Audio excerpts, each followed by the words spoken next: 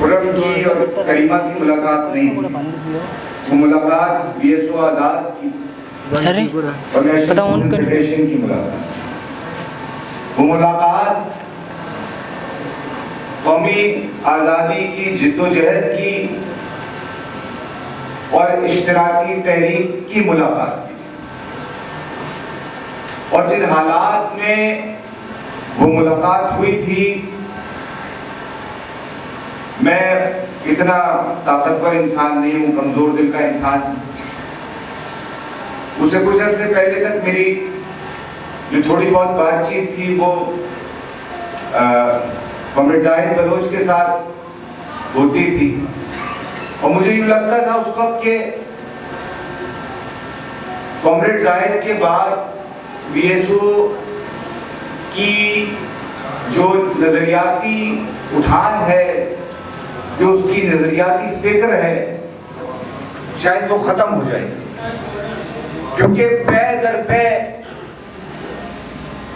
BSO आज़ाद के ideologues, BSO आज़ाद की क़यादत को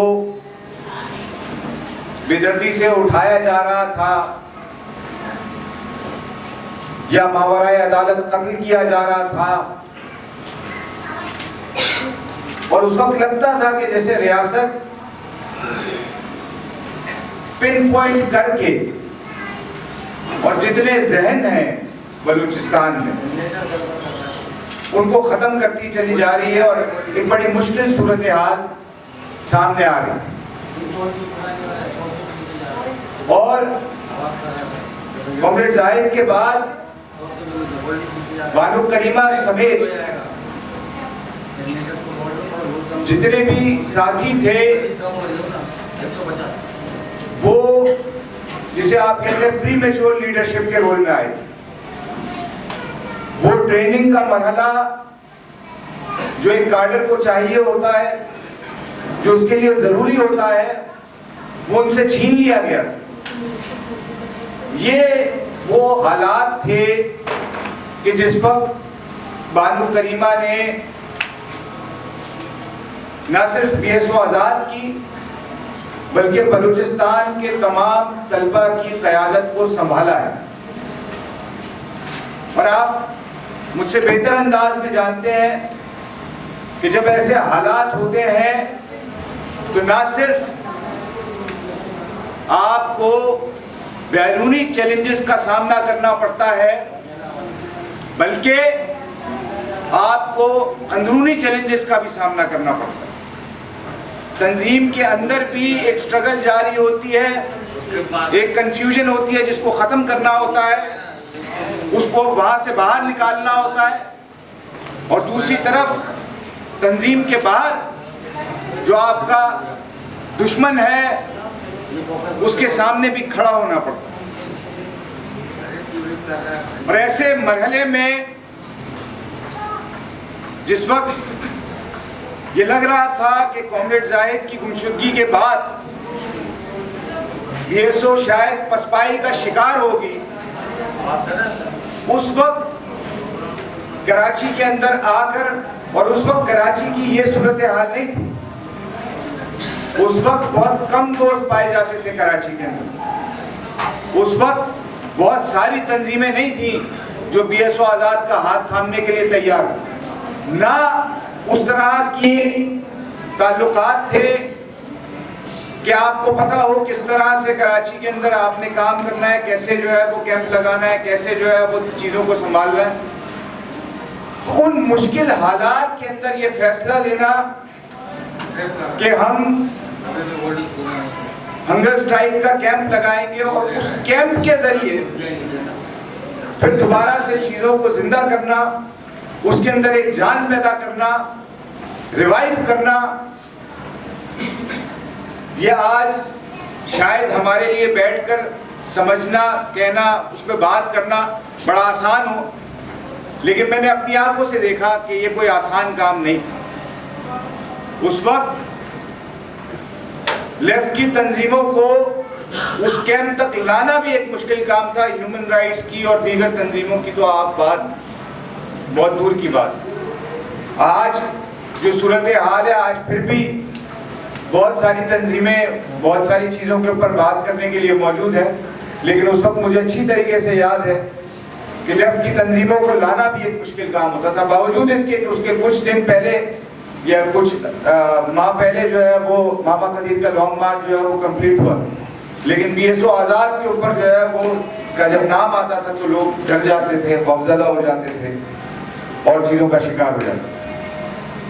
तो बाहर मेरे लिए जो सबसे कमाल की चीज़ थी वो ये कि मुझे ये पता चला कि इतना बड़ा लीडर कोई हमसे आपसे मुख्तलिफ नहीं होता। उसकी भी आंखों में आंसू आते हैं, उसके भी जज्बात होते हैं, वो भी आपकी तरह एहसासात रखता है, वो भी तकलीफ का शिकार होता है, उसको भी मायूसी लपेट में लेती है। लेकिन कमाल उसका ये होता है कि वो इन तमाम मुश्किल सिचुएशंस के बावजूद राइज करता है, वो इन तमाम चीज़ों के बावजूद आगे बढ़ता है। जिस वक्त लतीफ़ जौहर की हालत बिल्कुल ख़राब थी तो करीमा की आंखों से आंसू भी निकले,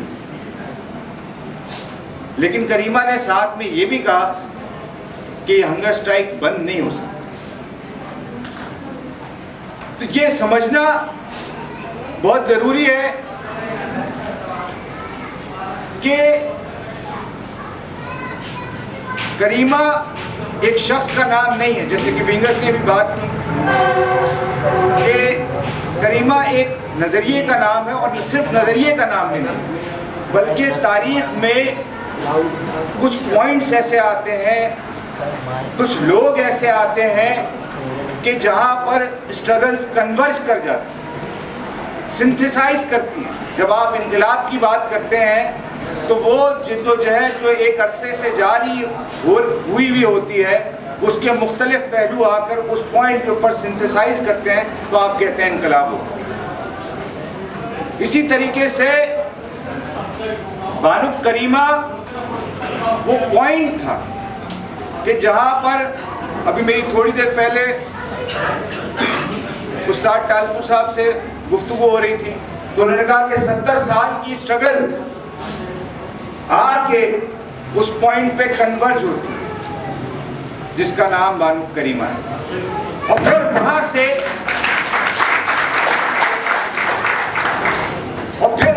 से एक डाइवर्जेंस होती है, और वो डाइवर्जेंस है जो आपको ख़वातीन के इस इनकलाब की सूरत में नजर आ रही है, जिसने आज इस्लामाबाद को हिला के रखा हुआ है।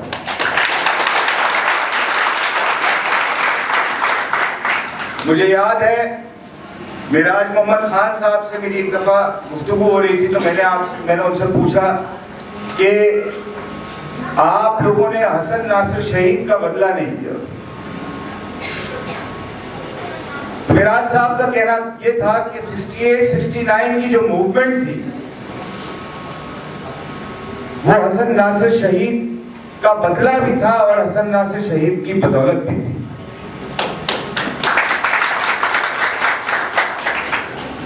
आज की ये मार्च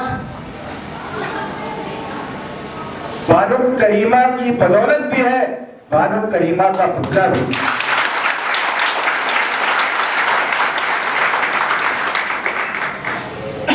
और एक और बात, जो बाज़ औक़ात आप कितना भी पढ़ लें आपको कुछ समझ नहीं आता, उसको समझाने के लिए आपको अमल चाहिए। तो हम किताबों में पढ़ते आए कि एक कॉलोनियल रियासत में दो तरह की स्ट्रगल्स बैक जरूरी होगी। एक वो स्ट्रगल है जो उस जबान में बात करती है जिस जबान में रियासत बात करती है, और वो डिसाइसिव रोल अदा कर रही होती है। लेकिन वो स्ट्रगल मरहूम मिन्नत होती है एक और स्ट्रगल के जो उस जबान में बात कर रही होती है जिस जबान में अवाम बात कर रही होती है। यानी अगर आपको एक लंबी वायलेंट स्ट्रगल करनी है तो उसके साथ साथ आपके पास ऐसे फ्रेंड्स जरूरी होने चाहिए कि जो अवाम में पेवस्त और जो स्ट्रगल आप फ्रेंड्स के जरिए करते हैं वो स्ट्रगल बाज़ औक़ात ज्यादा मुश्किल होती है बनिस्बत उस वायलेंट स्ट्रगल के जो कि दूसरे अंदाज में हो रही है। क्योंकि जब आप उस लंबी, जिसे हम लंबी अवामी जंग कहते हैं या तवीलुल मुद्दत अवामी जंग कहते हैं, आप जब उस तवीलुल मुद्दत अवामी जंग में होते हैं तो आप डिफेंस के साथ अटैक भी करते हैं, लेकिन जब आप अवामी फ्रंट्स में काम करते हैं तो उन अवामी फ्रंट्स में आप सिर्फ अपने बदन को सामने रखकर जाते हैं कि आपने जान देनी है, दूसरा आपके पास कोई और तरीकाकार नहीं होता। वो जान देना आपका हथियार होगा, वहीं से वो स्ट्रगल जो है वो चलती। इस स्ट्रगल को करना ये आसान काम नहीं है, ये कहना आसान है, और खासकर उन लोगों के लिए, कुछ लोग होते हैं जो तहरीकों के दौरान आते हैं, रोशन चेहरा दिखा रही होती है, और जब तहरीकें बैठती हैं तो वो लोग भी उसके साथ बैठ जाते हैं,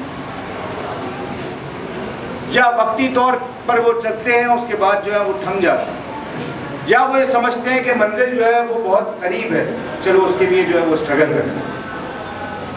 सबसे मुश्किल स्ट्रगल उस शख्स के लिए है जो ये जानते बूझते स्ट्रगल कर रहा हो कि ये बड़ी तवीलुल मुद्दत स्ट्रगल है, लेकिन मैं ये करूंगा और ये स्ट्रगल मैं जीतूंगा और ये मैंने जीतनी है। करीमा की स्ट्रगल ये जानते बूझते स्ट्रगल थी कि शायद मेरी जिंदगी में मैं इसका फल ना देखूं, शायद इस स्ट्रगल में बहुत तवील अरसा लगे।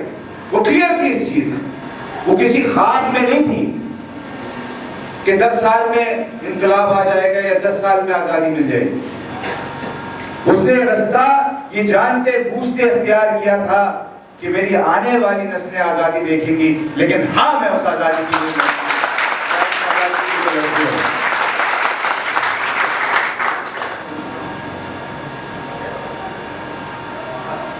इस वक्त इस मार्च से ज्यादा कामयाब मार्च कोई नहीं है कि जिसने इस्लामाबाद पहुंचने से पहले अपना मकसद हासिल कर लिया और पूरी दुनिया को यह बता दिया, पूरी दुनिया को यह बता दिया कि ये रियासत किसी जमहूर को नहीं मानती, किसी इखलाक को नहीं मानती, किसी ज़ाब्ते को नहीं मानती, किसी अमन को नहीं मानती। ये सिर्फ एक चीज को मानती है कि जिसकी लाठी उसकी भैंस, और लाठी हमारे पास है और लाठी हम रखेंगे और हम लाठी की जबान में बात करेंगे, इसके अलावा हम किसी से बात नहीं करेंगे। कोई ह्यूमन राइट्स नहीं। ह्यूमन राइट्स उसके हैं जिसके पास उसकी चाबी है। वो डिसाइड करते हैं कौन सा राइट ह्यूमन राइट है और कौन सा राइट टेररिज्म है। वो डिसाइड करते हैं कि किस तरह की जमहूरियत होगी और कौन सी जमहूरियत होगी। देखिए, कोई भी बात, कोई भी नजरिया, कोई भी किताब अनबायस्ड नहीं होती। कोई भी तंजीम अनबायस्ड नहीं होती, वो या तो एक के फेवर में या दूसरे के फेवर में। और जो भी ये बात कर रहा है कि मैं किसी के फेवर में नहीं हूं, मैं सबके फेवर में हूं, उससे बड़ा मुनाफिक कोई नहीं। इसलिए और इस वक्त सबसे ज्यादा जिसको बात करनी चाहिए वो उसको करनी चाहिए जो 70 साल से हर वाक़े के ऊपर सामने आ जाते हैं कि बलोच हथियार क्यों नहीं डाल देते और बलोच जो है वो पुरम जिद्दोजहद क्यों नहीं करते। अब बात करो रियासत से। आपने लोगों को मिसिंग किया, मिसिंग करने वालों को मिसिंग किया, उनके लिए मार्च निकालने वालों को आप जेलों में भर रहे हैं।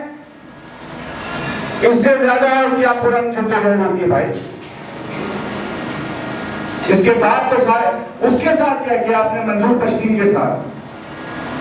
मंजूर पश्तीन के तो हर जुमले में जो है वो ये होता है कि पुरम जिद्दोजहद, पुरम जिद्दोजहद, पुरम जिद्दोजहद, जिद्दोजहद। आपने क्या किया उसके साथ? और कहां है वो लोग जो बलूच तंजीमों को टेररिस्ट कह रहे होते हैं? वो क्यों नहीं कह रहे कि ये रियासती तशद्दुद है? वो क्यों नहीं खड़े हो रहे इस वक्त? और अगर आप नहीं खड़े हो सकते, अगर आप नहीं बात कर सकते, तो खुदारा खामोश रहो, खुदारा खामोश रहो। यह कोई तरीका नहीं है कि आप जो है वो मजलूम के पीछे पड़े रहो कि तुम दहशतगर्द हो और जालिम के तलवे चाटते रहो। ये उनको भी बेनकाब करने का वक्त है, ये उनके खिलाफ भी बात करने का वक्त है। हर वो शख्स जो ये समझता है कि एक कॉलोनियल रियासत के अंदर आप सिर्फ पुरम जिद्दोजहद से कुछ हासिल कर सकते हैं, वो आपको बेवकूफ बना रहा है, वो आपके साथ ज्यादती कर रहा है, वो आपको धोखा दे रहा है। भारत लेकिन हाँ, किसी भी तरह की जिद्दोजहद के लिए जो सबसे अहम बात है वो बात यह है कि किस तरह से आप अपने पैगाम को पहुंचाते हैं। और जिस अंदाज में बानो करीमा ने पैगाम को पहुंचाया, ना सिर्फ बलूचिस्तान के अंदर बल्कि बलूचिस्तान के बाहर जिस तरह से उन्होंने हमारी जैसी लेफ्ट की ऑर्गेनाइजेशंस को क्लैरिटी फराहम की, जिस तरह से बलूचिस्तान के मसले को हमारे सामने आकर बयान किया,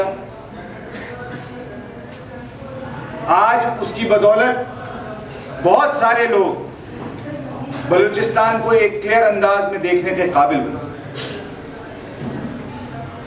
इसी तरीके से कनाडा जाकर जिस तरह से बलूचिस्तान का मुकदमा बानो करीमा लड़ती रही, उसके जरिए बहुत सारे लोगों तक बलूचिस्तान की बात पहुंची। यही वजह है कि जब बानो करीमा की बॉडी को कराची लाया गया तो वो बॉडी लोगों के हवाले नहीं की गई।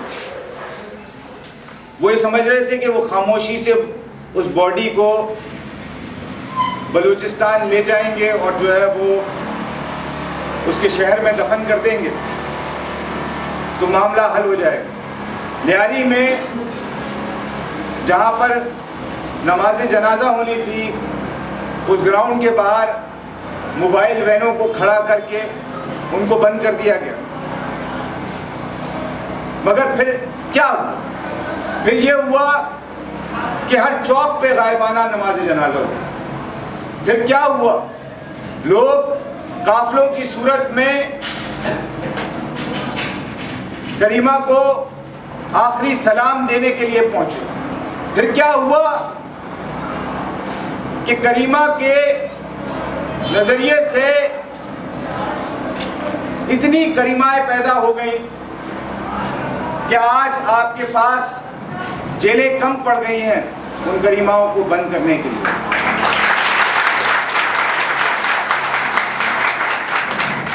गरिमा वो ख्याल है जो आसेब बन के आपके पीछे पड़ चुकी है। अब आप चाहे कुछ भी कर लें, आप गरिमा से जान नहीं छुड़ा सकते। गरिमा अपनी आज़ादी लेने के लिए नहीं थी, वो आज़ादी लेने तक आपका पीछा करती रहेगी। वो अपना हक लेकर रहेगी, वो अपनी आज़ादी लेकर रहेगी, तो उसे रोक नहीं